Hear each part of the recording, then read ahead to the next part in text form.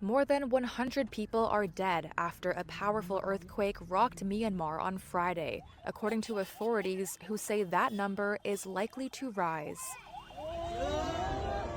Much of the devastation from the 7.7 magnitude quake occurred in Mandalay, Myanmar's second largest city.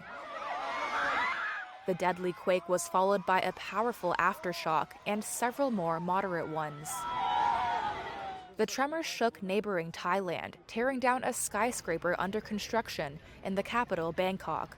Witnesses say people ran to the streets in panic. Thai Prime Minister Paetongtarn Shinawatra sought to reassure residents that Bangkok's high-rise buildings are built to withstand quakes.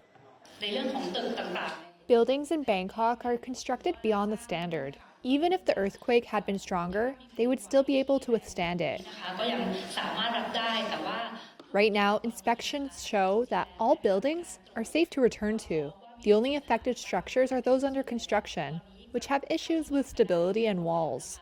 A U.S. government analysis based on the strength and depth of the quake estimated there could be thousands of deaths and severe economic loss. And we send our condolences. United Nations Secretary General Antonio Guterres said Myanmar has asked for international support and that the UN is mobilizing its resources in the region.